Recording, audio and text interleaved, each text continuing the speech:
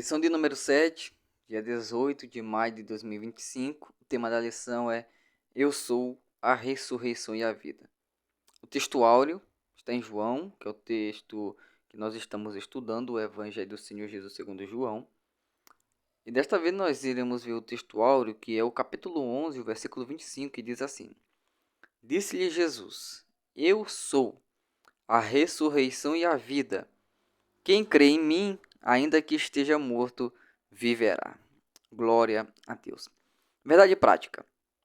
O Senhor Jesus, o Senhor Jesus Cristo é a ressurreição e a vida. Isso é uma afirmativa. E por essa razão temos a garantia de que um dia teremos um corpo glorificado como o dele, por causa dessa fala do Senhor Jesus. Ok?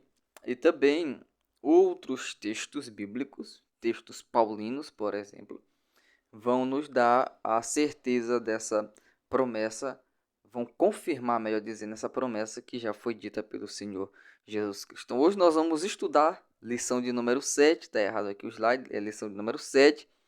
Eu sou a ressurreição e a vida. Então, você ainda não é inscrito no canal, aproveite, se inscreva no canal, deixe aí o seu like e vamos juntos estudar essa lição maravilhosa. Nesta lição, nós iremos refletir sobre o propósito de Jesus ao realizar o milagre da ressurreição de Lázaro. Esse milagre ele está descrito somente no Evangelho do Senhor Jesus, segundo escreveu João. Tá?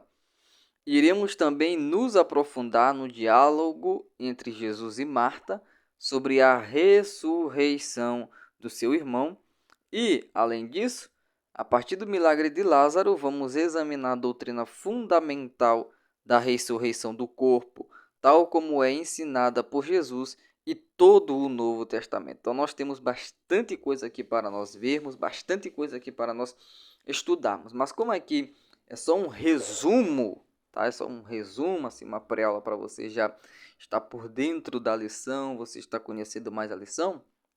Nós vamos falar de tudo isso aqui, tudo que a lição fala, de maneira bem resumida, bem direta, para que você esteja aí por dentro da lição. Primeiro ponto, o propósito de Jesus. Primeiro subponto, recebimento da notícia sobre Lázaro. Jesus, ele recebeu a notícia da doença de Lázaro quando estava além do Jordão. Mesmo amando a família, ele demorou alguns dias para ir até Betânia, chegando quando Lázaro já estava morto há 4 dias. Esse milagre seria o último sinal antes da crucificação e revelaria Jesus como Filho de Deus. Então, esse milagre aqui ele é tão extraordinário que as pessoas, os perseguidores de Jesus, procuravam até mesmo matar Lázaro por causa desse milagre. Porque foi algo assim muito poderoso, muito evidente. Imagina, um morto há 4 dias, já é sepultado, está de volta à vida. Inclusive, a própria irmã de Lázaro diz para Jesus, já cheira mal, Senhor. Ele já cheira mal quando Jesus manda retirar a pedra. Então, é interessante nós vermos que esse milagre ele mostra claramente o poder de Jesus sobre a morte. Ele mostra a divindade de Jesus. Então, foi um sinal assim, um milagre que não tinha como esconder. Foi um milagre que não tinha como as pessoas dizerem que foi uma simulação. Não, isso aqui foi um milagre extraordinário e as pessoas procuravam matar Lázaro por causa disso. Porque Lázaro não precisava dizer uma palavra para testemunhar. Ele só precisava ser visto. As pessoas olhariam ele e viriam que Jesus o havia ressuscitado, principalmente aqueles que estavam lá no funeral, no sepultamento dele. Então, esse milagre seria o último milagre que Jesus realizou antes da crucificação. Então, quando Jesus recebe a notícia que Lázaro está doente. A Bíblia não diz que doença é essa de Lázaro. O que nós podemos fazer é só supor algo que nós não iremos fazer aqui. A gente vai ficar só com o que a Bíblia diz, e o que a Bíblia diz é suficiente. Tá? Ele estava doente e ele morreu dessa doença. Jesus estava além do Jordão, demorou alguns dias para chegar, e quando ele chega, ele já encontra a notícia de que Lázaro está morto. Mas essa notícia não surpreende Jesus, porque ele já sabia. Ele disse isso antes para os seus discípulos. Ele disse: nós vamos, eu preciso despertar Lázaro. Ele disse: se precisa despertar, então quer dizer que está tudo bem, está dormindo. Aí Jesus disse: não, Lázaro morreu. Jesus já sabia da morte de Lázaro.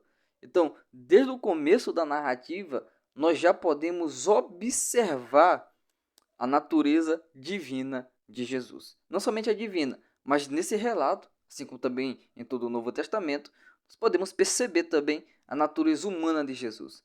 Porque Jesus chora nesse episódio da ressurreição de Lázaro. Jesus chorou. Segundo subponto, o desapontamento de Maria e Marta. As irmãs de Lázaro esperavam que Jesus viesse rapidamente. Isso porque Jesus era amigo íntimo da família. Jesus era amado da família e Jesus amava aquela família. Então elas mandaram chamar Jesus na esperança de que Jesus, ouvindo que Lázaro estava doente, Jesus viesse rapidamente socorrer Lázaro. Mas não foi isso que Jesus fez. Jesus mandou os mensageiros de volta e disse que ele iria sim, mas isso iria acontecer no tempo dele. Mas, continua a leitura, mas ele não chegou a tempo. Isso segundo a perspectiva delas, tá? Jesus não chegou a tempo na perspectiva de Maria e Marta. Apesar disso, a vontade de Deus segue um tempo soberano e, além de soberano, esse tempo que a vontade de Deus segue, esse tempo é perfeito, que não depende das circunstâncias humanas. Jesus chegou no momento exato conforme o plano do Pai. Jesus não chegou adiantado e Jesus não chegou atrasado. Jesus chegou atrasado na ótica humana, que nós vamos dizer aqui que é a ótica de Maria e Marta. Na ótica humana Jesus chegou atrasado. Porque quando Jesus chegou, Lázaro já estava morto. Então, na ótica humana, Jesus chegou atrasado. Mas no tempo divino, Jesus chegou no tempo perfeito. Então, isso aqui já serve para nós de lição. Tá? Isso aqui já serve para nós de lição. Nem sempre o nosso tempo é o tempo de Deus. O tempo de Deus é melhor do que o nosso tempo. Às vezes, na nossa perspectiva, o agir de Deus está atrasado, mas na perspectiva do céu não. Então nós devemos esperar o tempo de Deus. O tempo de Deus vai chegar na nossa vida, Deus vai fazer o milagre, Deus vai mover, mas nós precisamos crer, nós precisamos ter esperança e nós precisamos confiar inteiramente no agir do Senhor. Terceiro subponto, o tempo divino. Marta e Maria criam que Jesus podia curar Lázaro. Elas sabiam disso, porque afinal de contas, Jesus era amigo íntimo dessa família. Então eles conheciam Jesus. Conhecendo Jesus, eles sabiam que Jesus tinha pleno poder para curar Lázaro, qualquer que fosse a sua enfermidade. Mas não compreendiam o propósito maior de Deus. Deus tinha um propósito muito maior com a morte de Lázaro. Veja que coisa interessante. Deus tinha um propósito na morte de Lázaro. Esse Deus é terrível, meus irmãos. Esse Deus é extraordinário. Mesmo diante da dor, elas seriam testemunhas de um milagre que revelaria a glória divina e traria consolo para as suas almas. Então, mesmo diante da dor de ter perdido o irmão, ter perdido o cabeça da casa, o responsável por elas, mesmo assim, Deus faria com que elas testemunhassem um milagre que mudaria para sempre a vida deles. Além disso, revelaria a glória de Deus. traria consolo para eles. Então esse Deus é terrível e esse é o Deus que nós servimos, que nós adoramos, que nós buscamos. Segundo ponto, o encontro de Marta com Jesus. Primeiro subponto, o encontro. Quando Jesus chega em Betânia, Marta é avisada. Então Marta, ela foi ao encontro de Jesus ao saber que ele havia chegado com seus discípulos em Betânia. Com fé, Marta com fé, tá? Declarou que se Jesus estivesse presente antes, Lázaro não teria morrido. Então, mesmo no meio da dor, Marta demonstra uma grande fé em Jesus. Porque Marta diz: Senhor, se o Senhor estivesse aqui, meu irmão não teria morrido. Mas agora ele já morreu. Jesus, ele afirma que Lázaro ressuscitaria. Jesus disse que Lázaro iria viver novamente. Só que Marta, ela não entendeu aquilo. Marta diz: eu sei que ele há de ressuscitar na ressurreição do último dia. Ou seja, Marta, ela acreditava corretamente, que é isso que a Bíblia nos revela, que nos últimos dias haveria uma ressurreição. E é isso que Paulo vai nos apresentar, por exemplo. Paulo vai dizer que no dia do arrebatamento, os mortos em Cristo ressuscitarão primeiro, depois nós, os que estivermos vivos, seremos transformados e nos encontraremos com o Senhor nos ares e estaremos para sempre com o Senhor. Então Marta, claro que Marta ainda não tinha essa revelação toda, mas Marta, ela já sabia, ela acreditava corretamente que haveria uma ressurreição final dos justos para a salvação eterna e dos ímpios para a perdição eterna. Então ela diz: eu sei que ele vai ressuscitar na ressurreição daquele dia, na ressurreição do último dia. Só que Marta, ela não entendeu que Jesus falava da ressurreição naquele momento exato. Jesus falava de uma ressurreição imediata. Por que que ela teve essa dificuldade de entender isso? Primeiro, porque ela ainda não tinha a revelação que nós temos hoje. E segundo, porque Lázaro já havia falecido há 4 dias. Tá? 4 dias. Se Lázaro tivesse terminado de falecer naquele momento, aí com 10 minutos Jesus tivesse chegado, 1 hora Jesus tivesse chegado, até um dia Jesus tivesse chegado, talvez que eles poderiam crer que Jesus iria ressuscitar Lázaro naquele momento. Mas ele já havia falecido há 4 dias. Tá? Então, isso ela não conseguiu entender que Jesus falava de uma ressurreição imediata, mas sim ela pensou que Jesus estava falando da ressurreição do último dia. Ou seja, que aquelas palavras que Jesus estava dizendo era para consolar Marta. Ela enfrentava o desafio de crer entre a promessa de Jesus e a dura realidade que ela estava vivendo. Então, Jesus fez uma promessa gloriosa, só que ela estava sofrendo, ela estava passando por uma dura realidade e ela enfrentou esse desafio. Contudo, aquele que é a ressurreição e a vida estava ali com ela. Então, se ele é a ressurreição e a vida, então ele pode ressuscitar e ele pode dar vida para quem ele quiser. Porque ele é a ressurreição e a vida, e bendito seja o nome do Senhor para todo sempre. Quando Lázaro ressuscitará? Marta, ela acreditava na ressurreição no último dia, conforme o ensino dos fariseus, que esse ensino é correto. No entanto, Jesus revelou que falava de algo para aquele momento. Ele mesmo é a ressurreição e a vida. A ressurreição de Lázaro seria uma demonstração prática dessa verdade. Então Jesus diz que ele é a ressurreição e a vida, e ele vai mostrar de modo prático que ele é a ressurreição e a vida.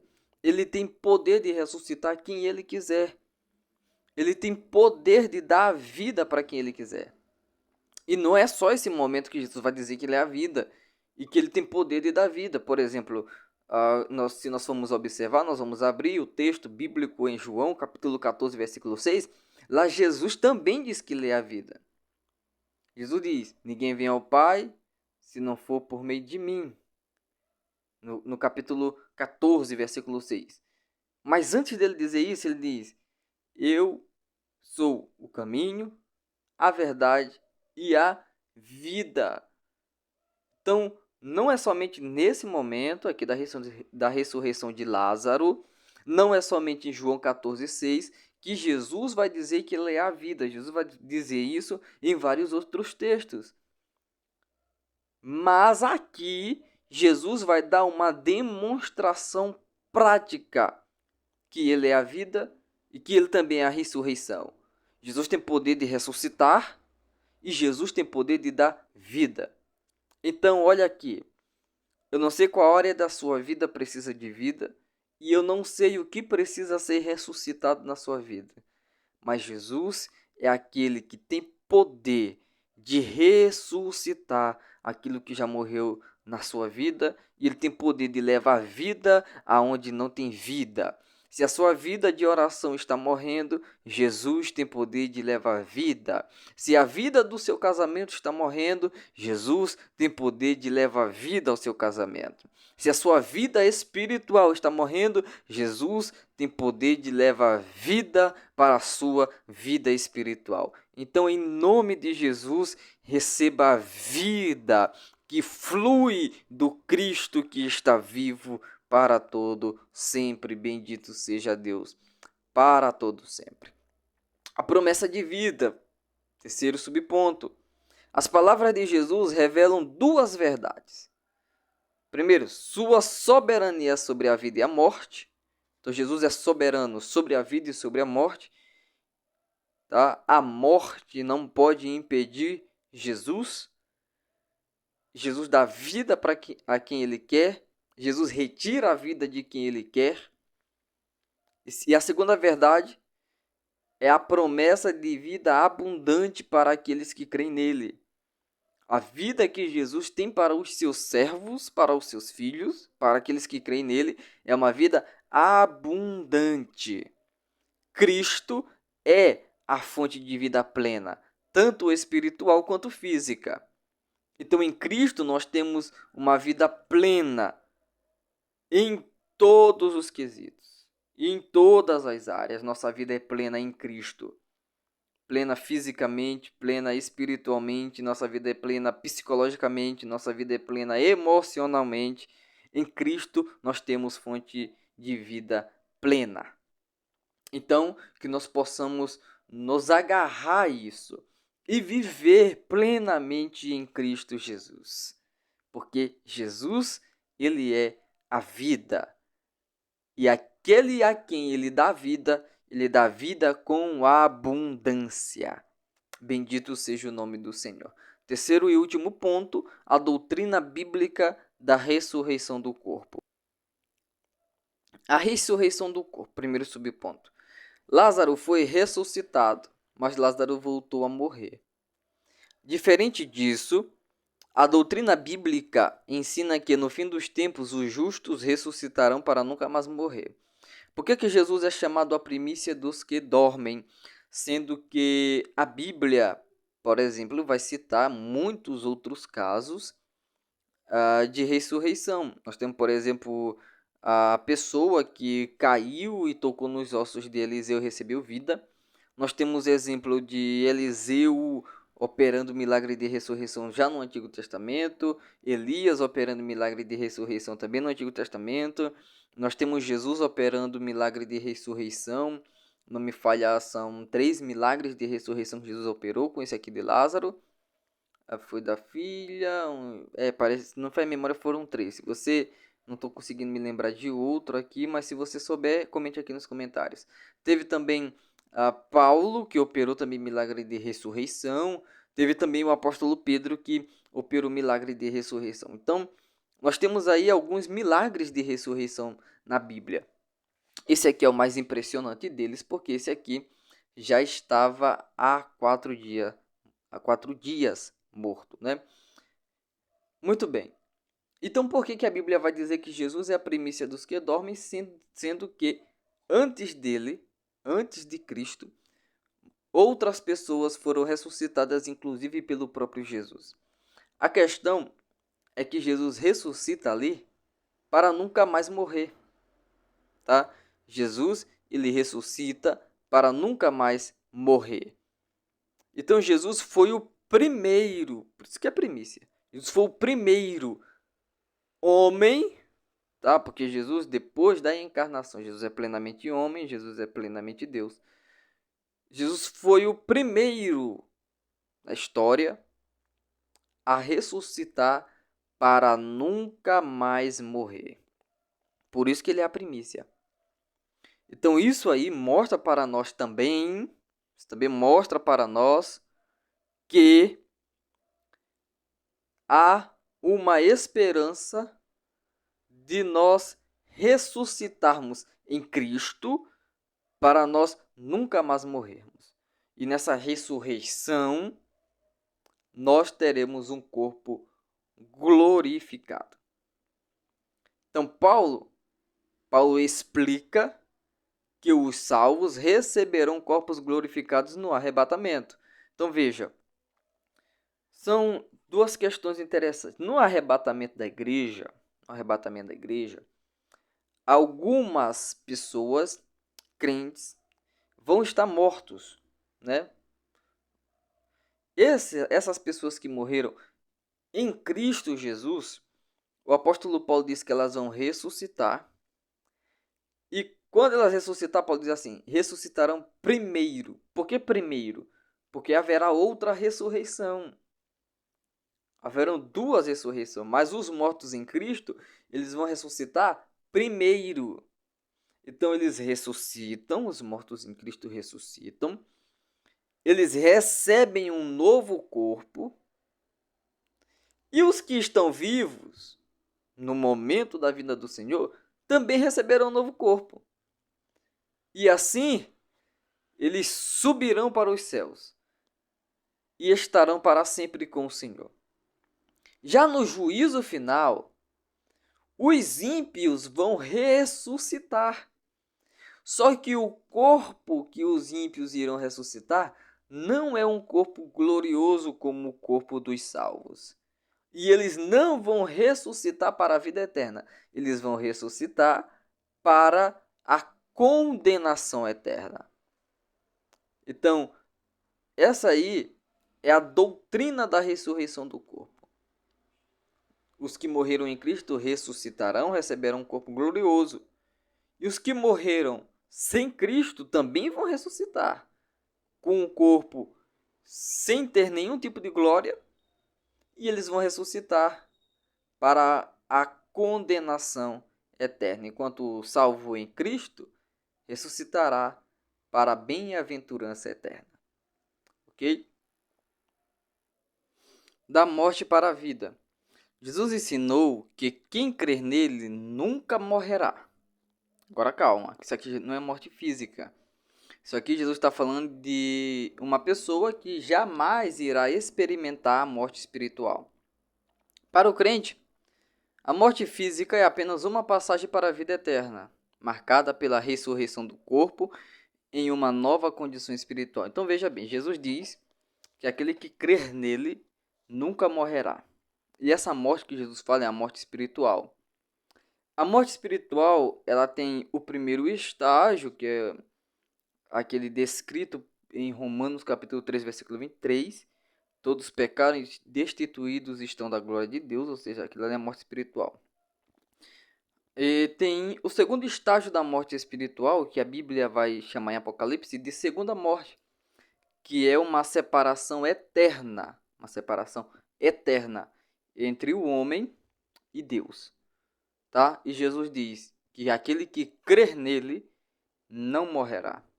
Não vai ter essa morte espiritual nesse primeiro estágio de estar aqui na terra vivo, mas mesmo assim, mesmo estando fisicamente vivo, está espiritualmente morto. Não se inclina para as coisas de Deus, não tem comunhão com Deus, não tem intimidade com Deus, não conhece Deus, não faz o que agrada a Deus, tudo o que faz desagrada ao Senhor. Então, está morto espiritualmente, está morto. Não tem vontade de fazer nada agradável a Deus. A pessoa está morta espiritualmente. Então, Jesus diz que aquele que crê nele não está mais nesse estado de morte espiritual. E também não morrerá eternamente, ou seja, não ficará eternamente separado de Deus. Essa promessa é maravilhosa, porque quando Jesus diz que nunca morrerá, Jesus está prometendo vida e vida plena, vida com abundância para o crente.